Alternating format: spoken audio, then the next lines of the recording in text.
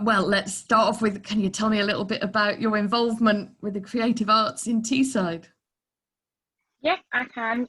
So basically, I started doing filmmaking when I joined uni about 3 years ago. I graduated last year. Um, I sort of got myself involved just by collaborating with other people on my course, and then like distributing my work, and then seeing who else liked it. And apparently, a few people do, so it's always nice. Yeah, well, absolutely. I mean, obviously, I thought your film that we played, The Infant Hercules, was great, and I was really keen show it. And yeah, I thought it was a. Can you tell us a little bit about that film? Because you should do the talking, not me. No, it's fine.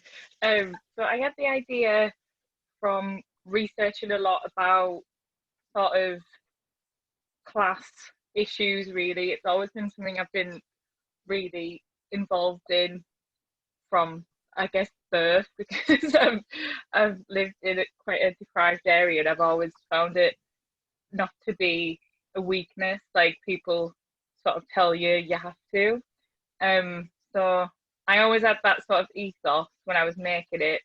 So I got sort of like I got old and new. I got archive footage of Teesside, and then alongside had footage that I had filmed, and then had it like a sort of split screen.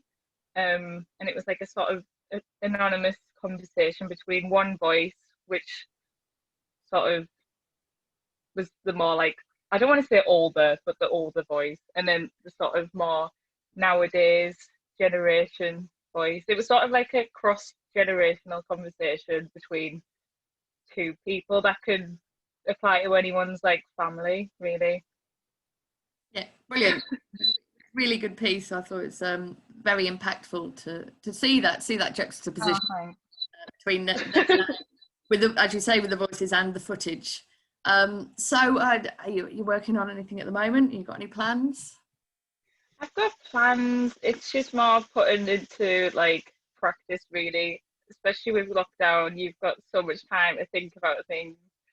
So it's more like I've got so much to do, and now it's actually getting to the time to do it. Yeah. So yeah, a few bits. Yeah, well, I'm definitely always interested in working with you. So, if there's anything I can do to Oh, brilliant. do, let me And me know. to you. So,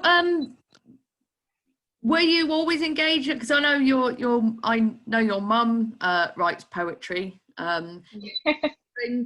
Did you come from quite a creative household, or have you both come into the creative arts in recent years? I think she was always quite creative. I got that more from her, and then I just sort of went with it more, whereas she sort of did like sort of, I don't know how to explain it. Obviously, like because she was like a single mom, like she couldn't really take the chance of going into creative jobs because there's more of a sort of risk element where so she went into a job where you can actually get, you've got money coming in all the time. Like you can't really take the risk sort of thing. Whereas I can because she sort of like helped me do that. But we've always been quite like arty farty. Yeah, I don't know. It's just yeah, she's always just sort of been like, do whatever you want to do, which is really beneficial because I have and benefited from it. Absolutely, I think that's terrific. All due respect to your mum for that. I got a kind of similar path, really. I had to leave education quite early and get a job to pay my dad's mortgage for him because he was a bit Yeah, rubbish. I was never actively encouraged in anything that I did at all, and I've always had my proper job. I've always worked yeah, full time up until when I had kids of my own. And yeah, yeah, I kind of hope that I can provide a situation where they can go and fulfill their dreams. Although, I mean, I don't think it's necessary to for your artistic practice to be how you earn your income. I've always absolutely. I kind of keep it separate because then I don't get interfered with. It's like I wouldn't like anyone telling me how to write my plays, although they're no, I know. Neither would I. Yeah. So, do you, when you're making your films, when you're at university, did you have any particular influences, people that you aspired to be like? Were there filmmakers that influenced you, or is it just been, has the material come from your background and from the local area rather than different styles of films? I think aside from like the sort of local part, I've always been really interested in the director, you know, John Waters. Really? Yeah. And so yeah, I always, like, probably at a age when I shouldn't be, but I was always watching his films and being like, wow, even though I really shouldn't have been. But I was always really interested in him with his sort of aesthetic and how he was like proper skint basically, but he had like all these ideas and all these like weird pals and they just made loads of like great films together, and it's more of like a cult thing, and I was just really interested by that. So yeah, that was always in the back of my mind. I never was interested in things that was like I'm not, I don't know, I don't want to like slag anything off, but I've never been interested in like sort of Marvel and things like that, and not for me. I'm kind of with you there. Should too much for opinion myself either. I was watching John Waters when I was maybe too young to do so, and I love his take on that quote about let's make reading sexy again. You know, if you go home and they haven't got any books, then don't fuck them. I just think, oh my god, yeah. I know. That's very cool. Talking to a friend about that the other day, and I kind of realised that actually, just if they've got books, you kind of probably need to check what books they are. How true.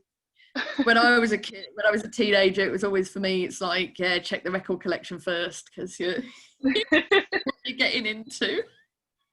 It's very true. You don't want to go back and they have like, I don't know, Mein Kampf or something. Yeah, exactly. Yeah, it's, some of the Zoom bookshelves that we're seeing from our politicians at the start of lockdown were quite worrying. So, can I ask, sort of more generally, other than maybe aspirations to be a filmmaker, the creating art in itself, what do you think the creative arts gives to people just engaging with that, and how do you think that can benefit society as a whole? I think, especially like in education, it's always been a massive thing, and there's more cuts to it now, which just shouldn't be. It's like, remember being in school, and I don't know about you, but I do not have like a scientific brain whatsoever. Like that sort of stuff doesn't make sense to me. So if I wasn't good at art things or like stuff like that, I would believe that I was just stupid.